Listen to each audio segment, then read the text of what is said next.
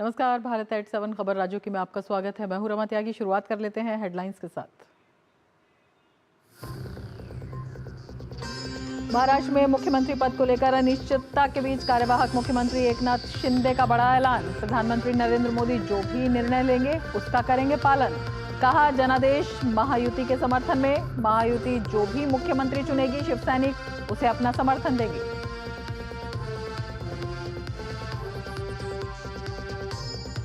विधानसभा चुनाव में हार के बाद ईवीएम को लेकर कांग्रेस अध्यक्ष मल्लिकार्जुन खड़गे की टिप्पणी पर भाजपा का पलटवार। संबित पात्रा ने कहा, ईवीएम को नहीं राहुल गांधी को बदलने की जरूरत है। दुनिया भी कर रही है ईवीएम की तारीफ।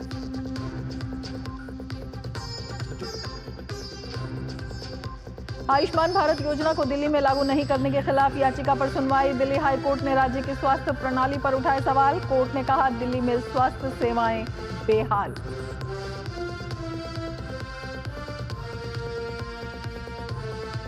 विपक्षी सांसदों के हंगामे की भेंट चढ़ी संसद की दोनों सदनों की कार्रवाई दिन भर के लिए हुई स्थगित।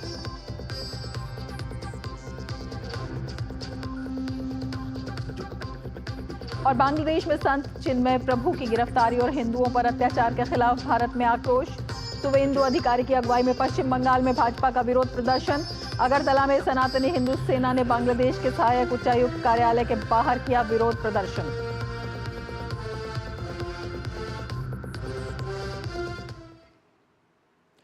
और अब लेते हैं विस्तार से समाचार और बताते हैं कि फिंगल चक्रवात ने किस तरह से मचाई हुआ है तूफान। बंगाल की खाड़ी में उठा फिंगल तूफान के जल्द ही चक्रवात का रूप ये तूफान ले लेगा। इसके तमिलनाडु के तटों से टकराने की संभावना है। फिंगल का असर कई राज्यों पर भी पड़ने वाला है। बहरहाल सबसे अधिक प्रभाव तमिलनाडु पर पड़ने की संभावना है और इसे देखते हुए प्रशासन ने कमर कस ली है। तूफान का खतरा। चक्रवाती तूफान फेंगल से पहले भारी बारिश से जनजीवन अस्त व्यस्त। बारिश की चेतावनी के साथ रेड अलर्ट जारी। स्कूल कॉलेज बंद, एनडीआरएफ तैनात। मछुआरों से समुद्र तटों पर न जाने की अपील। समुद्र में मौजूद मछुआरों से तुरंत तटों पर लौटने के लिए कहा गया। तमिलनाडु के कावेरी डेल्टा क्षेत्रों में भारी बारिश जारी। बंगाल की खाड़ी के दक्षिण पश्चिम में गहरा दबाव बना हुआ है। इसके अगले कुछ घंटों में चक्रवात फेंगल में बदलने की संभावना है। इसके चलते तमिलनाडु और पुडुचेरी के कुछ हिस्सों में भारी से बहुत भारी मानसून जाने के बाद भारतीय तट को प्रभावित करने वाला ये दूसरा चक्रवात है। इससे पहले चक्रवात दाना आया था। ये अक्टूबर के अंत में ओडिशा में गंभीर श्रेणी के तूफान के रूप में पहुंचा था। भारी बारिश की आशंका के चलते तमिलनाडु के तिरुचिरापल्ली, नागपट्टिनम, मयिलादुथुराई, कुड्डालोर, तंजावुर, विल्लुपुरम और तिरुवरूर समेत कई जिलों में स्कूल और कॉलेज बंद कर दिए गए हैं। चेन्नई और चेंगलपट्टू में भी स्कूल आज बंद रहे। राज्य सरकार ने मछुआरों से कहा है कि 29 नवंबर तक बंगाल की खाड़ी के दक्षिण पश्चिम और श्रीलंका और तमिलनाडु के तटों पर न जाएं। समुद्र में मौजूद मछुआरों से तुरंत तटों पर लौटने के लिए कहा गया है। सरकार ने प्रत्येक जिले में एनडीआरएफ की टीम भेजी है। राहत केंद्र बनाए गए हैं। नावें, जेसीबी, पेड़ काटने वाली मशीनें और जनरेटर तैयार रखे गए हैं। तमिलनाडु के कावेरी डेल्टा क्षेत्रों में बारिश जारी है। इसके चलते धान की खड़ी फसलें प्रभावित हुई हैं। तमिलनाडु के मौसम विभाग के अनुसार यहाँ 30 तारीख को चक्रवात आएगा और उससे पहले जो 27, 28, 30 तारीख है, इन 4 दिनों में भारी बारिश की संभावना जताई जा रही है। एंगल के लिए राज्य सरकार या आपने अपने लिए क्या सुरक्षा के इंतजाम किए हैं इस चक्रवात को लेकर? फिलहाल हमको यही बोला जाता है अभी 3-4 दिन के लिए बहुत रफ रहने वाला है और मच्छी पकड़ने के लिए कोई जाने के लिए मना कर रखा है। तो और दूसरी बात, अपना समुद्र आप देख सकते हैं पूरा एकदम रफ हो गया और पानी के ऊपर आ ही जा रहा है। तो इसलिए हम लोग अपना सही से इनको बोट वगैरह और ये जाली को ऊपर लेके डाल दिया। जितना अपना सही से हो सकता है उतना हम लोग कर रखा है। हमारों के लिए ये है कि इनके लिए मछली पकड़ना ही इनके दाना पानी का साधन है। अगर ये मछली पकड़ने नहीं जाते हैं तो इनके कमाई का साधन हो जाता है। और सबसे बड़ी परेशानी इनके लिए यही क्रिएट होती है कि अगर ये मछली पकड़ने समुद्र में ना जाए तो इनका जीवन भोजन पानी कैसे चलेगा। दूरदर्शन न्यूज़ के लिए मैं Ritesh Ranjan, daily news channel. और चेन्नई से हमारे साथ रितेश रंजन बने हुए हैं और ज़्यादा जानकारी के साथ। रितेश, सबसे पहले ये बताइए कि क्या कुछ स्थिति वहां पर है और किस तरह के एहतियातन उपाय किए गए हैं? वैसे रमा जी, आप देख रही हूँ कि मेरे पीछे जो है बोट लगा हुआ है, तो ऐसे कई बोट जो हैं जो कि समुद्र की तट में, यहाँ से समुद्र का तट जो है करीबन 40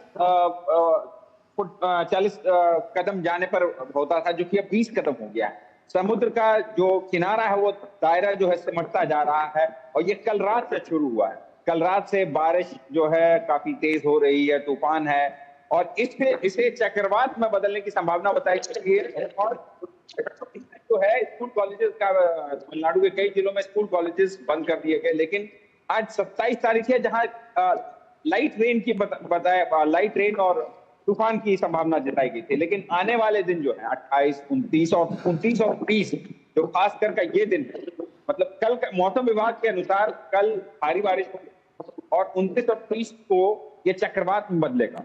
और ये चक्रवात जो है तमिलनाडु के निचले इलाके, मतलब रामेश्वरम से चलता हुआ और श्रीलंका के तटों तक जाएगा। तो श्रीलंका के तटों तक जाएगा तब इसका प्रभाव जो है यहाँ चेन्नई और तमिलनाडु के काफी सारे इलाकों में देखा जाएगा। और यही कारण है कि मछुआरों को पहले से सूचना दी गई है, कोस्ट गार्ड को तैयार रखा गया है, नेवी ये सब तैयार है।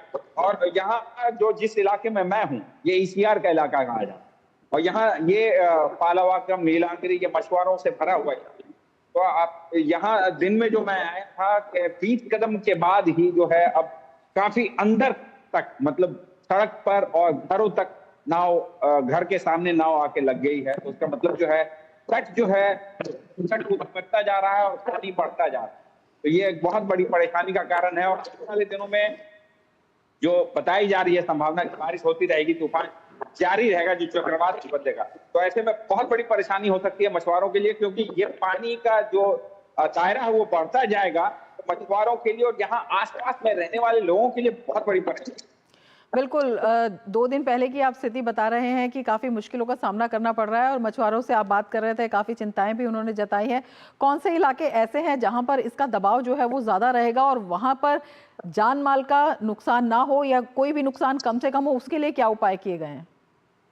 देखिए, तमिलनाडु के जितने भी ये बारिश और चक्रवात तमिलनाडु के कोस्टल सारे इलाकों में होगी। अंदरूनी इलाकों में वैसी संभावना और तेज बारिश की भी नहीं बताई जा रही है, कुछ इक्का दुक्का जगह को छोड़ करके। तो ये तटीय इलाके से शुरू होगा, और जैसा कि मैंने पहले भी बताया था कि रामेश्वरम से ले लीजिए और चेन्नई तक जो है, ये जितने तटीय इलाके हैं, आपको डेल्टा रीजन हो गया, इन सब इलाकों में ये जो है भारी बारिश और चक्रवात की संभावना बताई जा रही है।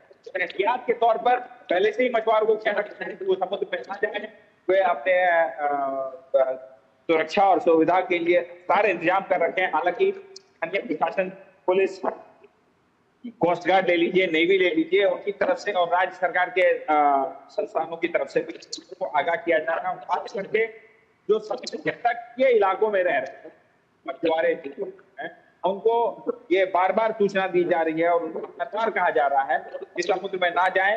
इसलिए रात से लोग मछुआरों से, जो मैं बात किया यहाँ के मछुआरों से, कल रात से ही इन लोगों ने अपने नावों को करके तक अपने घरों के आगे लगा दिया। जहाँ लगता था पहले, वहाँ जगह ही नहीं बची। वहाँ रितेश, का दायरा बढ़ता जा रहा है। आप नजर बनाए रखिए रितेश, बहुत शुक्रिया तमाम जानकारी के लिए। आगे बढ़ेंगे। बिहार विधानसभा के शीतकालीन सत्र में एक महत्वपूर्ण बिल पास कर दिया गया है। ये बिल बेतिया राज्य की संपत्ति से जुड़ा हुआ है। अब बेतिया राज्य की 15,000 एकड़ से ज्यादा की संपत्ति बिहार सरकार की हो जाएगी। देखिए खास रिपोर्ट। राज्य की 15,000 एकड़ जमीन सरकारी हुई। करीब 8,000 करोड़ रुपए की संपत्ति अब बिहार सरकार की। बिहार विधानमंडल में विधेयक पारित। बिहार के बेतिया राज परिवार की अब पूरी संपत्ति राज्य सरकार की होगी। बताया जा रहा है कि यूपी और बिहार में 15,500 एकड़ जमीन उनकी थी, जिसकी अनुमानित कीमत 8,000 करोड़ रुपए बताई जा रही है। बिहार विधानसभा में हंगामे के बीच बेतिया राज्य की संपत्ति से जुड़ा एक महत्वपूर्ण बिल पास कर लिया गया है। इसके तहत बेतिया राज्य की बिहार और यूपी की सारी परिसंपत्तियां अब राज्य सरकार की हो जाएगी। अधिसूचना की तारीख से रैयती या रैयतों के अधीन रहने वाले के हितों को छोड़कर बेतिया राज्य की जमीन और संपत्तियों पर सभी मौजूदा पट्टे या मौजूदा विशेषाधिकार समाप्त हो जाएंगे। मालिकाना हक 15,200 एकड़ के आसपास जो जमीन है, इसका मालिकाना हक बिहार सरकार में निहित हो जाएगा। 143 एकड़ के आसपास हमारा उत्तर प्रदेश में जमीन है और वहां उसको भी हमने इसमें लिया है।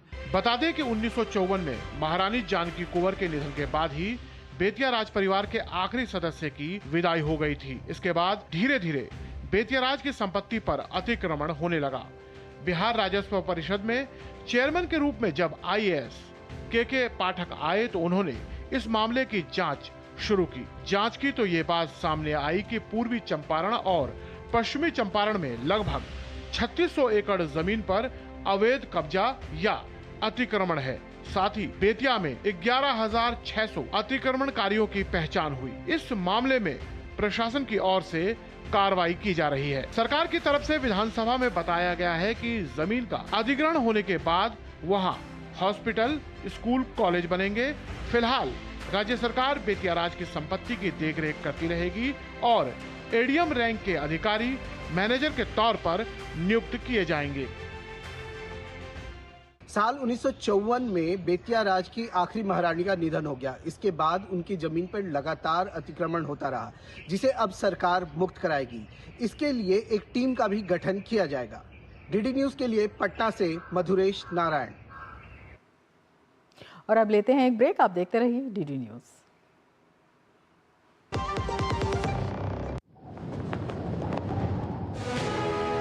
संविधान के पवित्र ग्रंथ के आगे शीश झुकाया, संविधान के मूल्यों को अपनी सभी योजनाओं के मूल में रखा।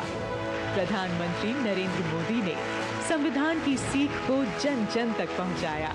26 नवंबर को संविधान दिवस के रूप में घोषित किया। संविधान के निर्माता को अभूतपूर्व श्रद्धांजलि अर्पित की। संवैधानिक अधिकारों के साथ ही कर्तव्यों की ओर चलने का भी देश को आह्वान किया। एक देश एक संविधान के संकल्प के साथ जम्मू कश्मीर से धारा 370 हटाई। न्याय आधारित भारतीय दंड संहिता देश को समर्पित की। इसी विजन के साथ आज देश आत्मनिर्भरता से चल पड़ा है विकसित भारत की ओर।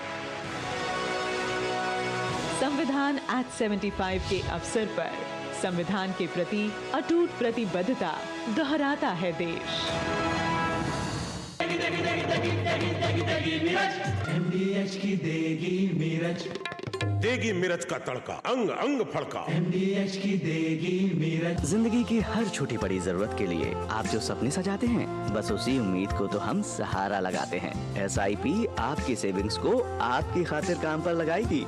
आज ही अपनी पहली SIP की शुरुआत करें। अधिक जानकारी के लिए अपने वित्तीय सलाहकार से परामर्श करें। LIC म्यूचुअल फंड द्वारा निवेशक शिक्षा की एक पहल। म्यूचुअल फंड निवेश बाजार के जोखिम के अधीन है। योजना से संबंधित सभी दस्तावेजों को ध्यान से पढ़ें।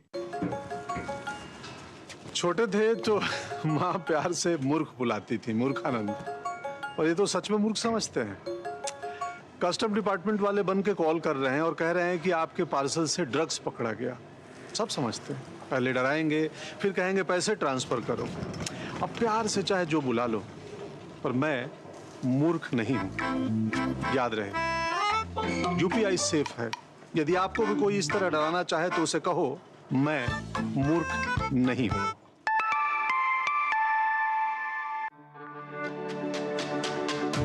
मेरी पसंद, मेरी पसंद,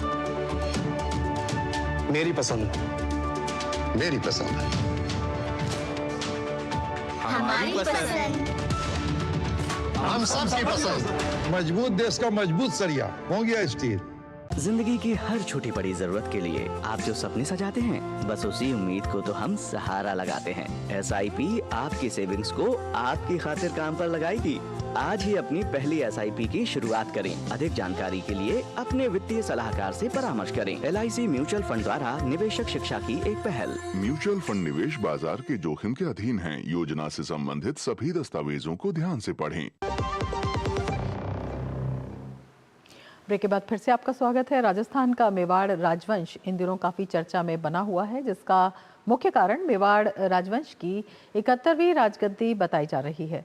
महाराणा प्रताप के वंशज लक्ष्य राज सिंह और उनके चचेरे भाई विश्वराज सिंह की राजगद्दी को लेकर बवाल हो गया है और राजघराने की लड़ाई सड़क पर आ गई है। धूनी दर्शन को लेकर विवाद था, लेकिन प्रशासन ने बातचीत के बाद विश्वराज सिंह मेवाड़ ने आखिरकार धूनी दर्शन कर लिया। राजघराने के वारिसों की जंग, राजघराने में राजगद्दी की जंग, बंटवारे की लड़ाई सड़क पर आई। उदयपुर में धूनी दर्शन पर संग्राम, सड़कों पर आई महाराणा प्रताप के वंशजों की लड़ाई।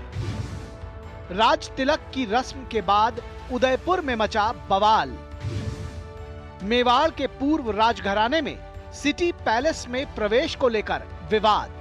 उदयपुर में पूर्व राज परिवार के सदस्यों का पारिवारिक विवाद सड़कों पर आ गया है। धूनी दर्शन को लेकर उपजा विवाद थमने का नाम नहीं ले रहा है।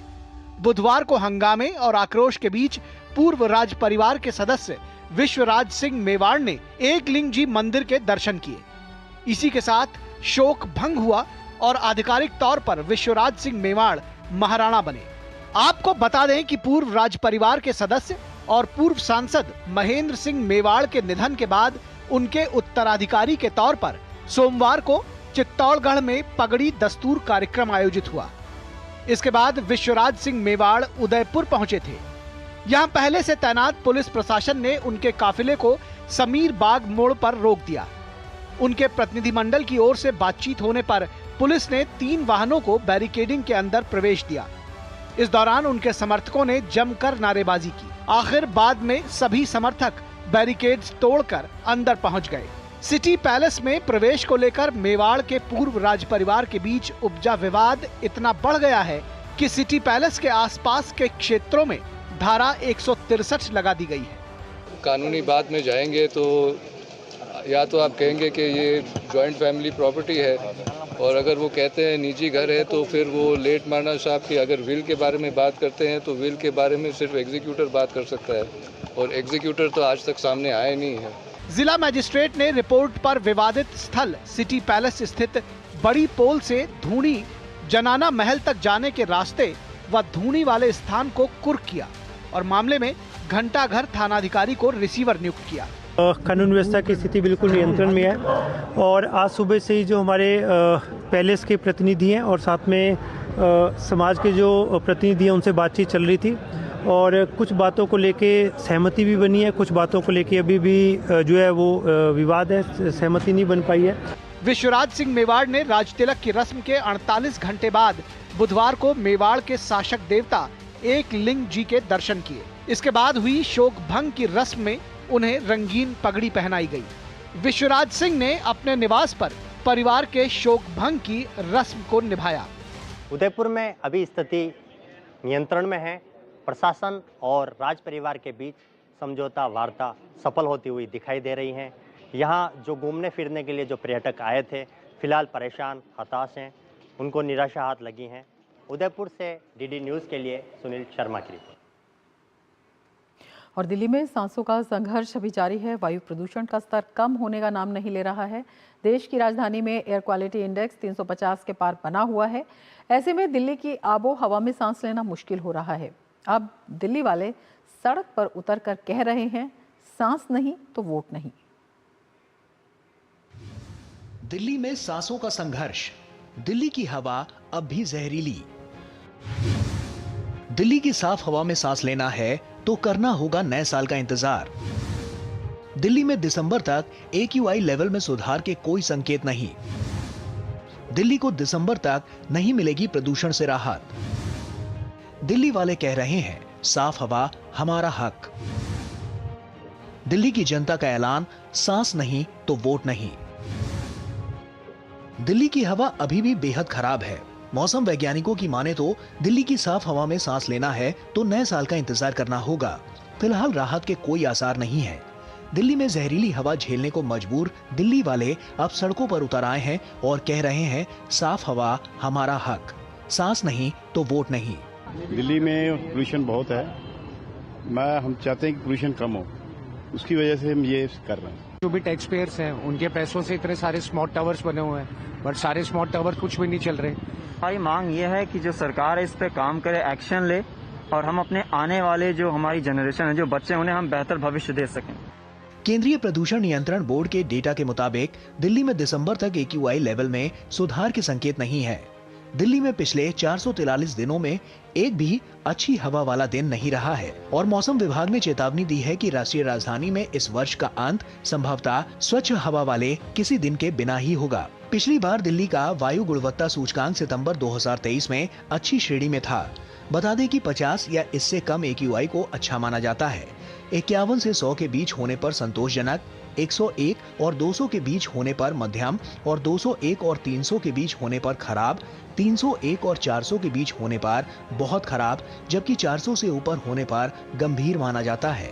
पिछले कुछ हफ्तों से राजधानी में प्रदूषण का सबसे बुरा दौर चल रहा है।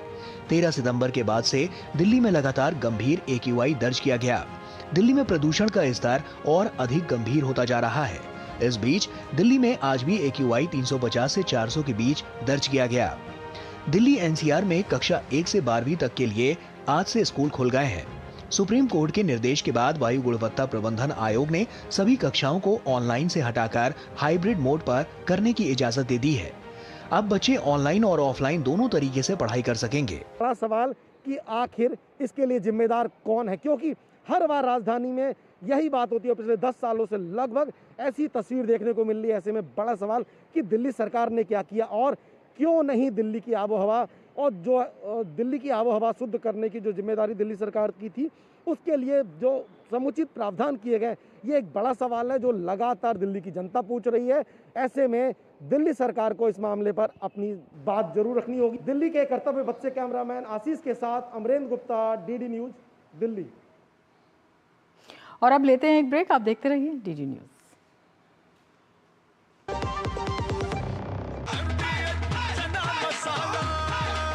अब छोलिया हो या लोबिया, सफेद चने या काले चने, सब कुछ मजेदार बने। सुनो, एक अच्छी इंश्योरेंस पॉलिसी AI से पूछते हैं। एक ऐसी पॉलिसी जिसमें प्रीमियम पेमेंट हो लिमिटेड पर इनकम आती रहे लाइफ टाइम। LIC का जीवन उत्सव। एक ऐसी पॉलिसी जो दे होल लाइफ इंश्योरेंस कवर भी। LIC का जीवन उत्सव। वाह, चलो तो LIC की जीवन उत्सव पॉलिसी ही लेते हैं। मैं भी तुमसे यही कह रही थी, LIC का जीवन उत्सव। लाइफ टाइम सेलिब्रेशन मनाइए LIC के जीवन उत्सव के साथ, फ्यूचर सेट है।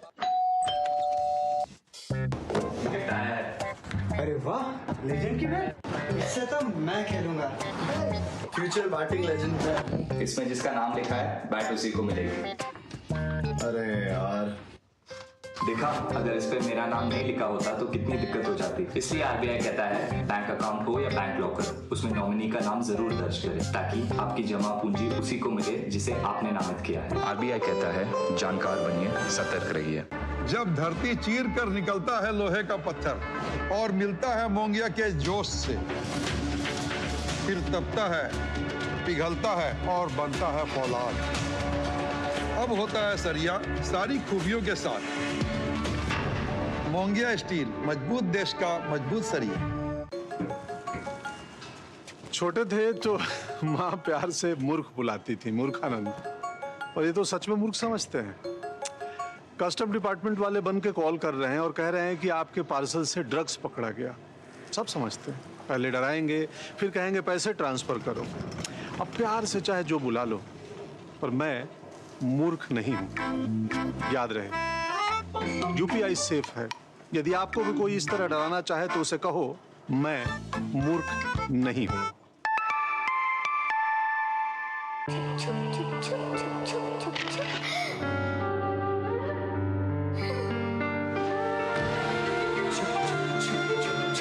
आ जाओ। Yes papa. जिंदगी किसी के लिए नहीं रुकती, हम भी आपको कहाँ रुकने देंगे। जिंदगी के हर मोड़ पर LIC है तो इंश्योर है। LIC, हर पल आपके साथ। MDH का किचन किंग किचन में हो तो हम सब कुछ बना सकते हैं। बैंगन का भरता, आलू गोभी, भिंडी मसाला और भी बहुत कुछ। MDH।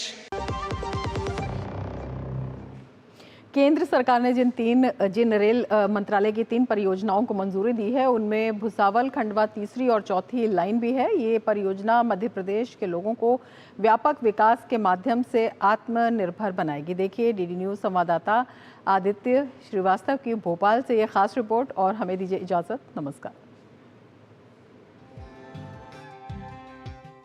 खंडवा और भुसावल के बीच 131 किलोमीटर की तीसरी और चौथी रेल लाइन बिछाई जाने को मंजूरी मिल गई है। करीब 4 साल में इस काम को पूरा करने का टारगेट तय हुआ है। इसमें करीब 3,514 करोड़ रुपए का खर्च आने वाला है। खंडवा के अलावा बुरहानपुर, हरदा और नर्मदापुरम के लोगों को भी इसका सीधा फायदा मिलेगा। इसके साथ ही प्रयागराज मानिकपुर के बीच भी तीसरी रेल लाइन को मंजूरी मिलने से केवल यूपी के चित्रकूट और प्रयागराज ही नहीं बल्कि मध्य प्रदेश के रीवा और छतरपुर जिले से कनेक्टिविटी बेहतर होगी। आवागमन है वो भी बढ़ेगा और जो सामग्री जाने मतलब मालगाड़ियों के भी उसमें भी ट्रेक में भी फायदा मिलेगा। ये जो क्षेत्र है हमारा मध्य भारत का, ये प्राकृतिक संसाधनों से तो बहुत समृद्ध है ही, सिर्फ आवागमन के साधनों की जो थोड़ी बहुत कमी थी उससे ये पूरा होगा। हमारे जो एरिया के कुछ उत्पाद है, कृषि उत्पाद महत्वपूर्ण उत्पाद हैं, वो इस एरिया से बाहर नहीं जा पाते हैं, इसलिए वो दब से गए हैं। तो लगता है कि किसानों के लिए बहुत अच्छा होगा। 3514 करोड़ रुपए की योजना से ये परियोजना पूरी की जाएगी। हमारे निमाड़ क्षेत्र में बहुत प्रगति होगी, व्यापार बढ़ेगा, लोगों को रोजगार मिलेगा। खंडवा भुसावल के बीच तीसरी और चौथी रेल लाइन से खंडवा मुंबई के बीच यात्री ट्रेनों के लिए डबल ट्रैक मिल जाएगा, जिससे यात्री ट्रेनें समय पर आवागमन कर सकेंगी। इसके साथ ही नासिक के त्रिम्बकेश्वर, खंडवा स्थित ओमकारेश्वर, वाराणसी स्थित काशी विश्वनाथ ज्योतिर्लिंग के साथ प्रयागराज, चित्रकूट और गया की यात्रा करने वाले लोगों को भी सहूलियत होगी। इससे 1319 गांव और 38 लाख की आबादी को लाभ होगा। निर्माण की अवधि के दौरान परियोजनाओं से लगभग 1 लाख मानव दिवसों का प्रत्यक्ष रोजगार पैदा होगा। परियोजना से जो हमारी टूरिज्म पोटेंशियल की जगह है, जो हमारी एग्रीकल्चर पोटेंशियल की जगह है, उनको लिंक किया गया है, जिससे और पोर्ट कनेक्टिविटी भी बढ़ेगी। तो इन सब के द्वारा रेलवे परिवहन में विस्तार होगा, सुधार आएगा और तथा जो रोड ट्रैफिक है, रोड ट्रैफिक में कंजेशन कम होगा। आपको बता दें कि ये कृषि उत्पादों, उर्वरक, कोयला, इस्पात, सीमेंट, कंटेनर जैसी वस्तुओं के परिवहन के लिए आवश्यक मार्ग है। क्षमता वृद्धि कार्यों के परिणाम स्वरूप 51 मिलियन टन प्रति वर्ष की अतिरिक्त माल ढुलाई होगी। रेलवे पर्यावरण अनुकूल और ऊर्जा कुशल परिवहन का साधन है, जिससे जलवायु लक्ष्यों को प्राप्त करने इससे 271 करोड़ किलोग्राम कार्बन डाइऑक्साइड उत्सर्जन को कम करने में मदद मिलेगी, जो 11 करोड़ पेड़ लगाने से पर्यावरण को होने वाले लाभ के बराबर है। परियोजनाएं मल्टी मॉडल कनेक्टिविटी के लिए पीएम गति शक्ति राष्ट्रीय मास्टर प्लान का ही परिणाम है। ये एकीकृत योजना की वजह से ही संभव हो पाया है। इस रेल लाइन के बन जाने से न सिर्फ रेल यात्री वाली ट्रेनें बल्कि माल ढुलाई के लिए भी निर्बाध परिवहन की सुविधा उपलब्ध होगी। कैमरामैन गौरव निरकुटकर के साथ आदित्य श्रीवास्तव, डीडी न्यूज़, भोपाल।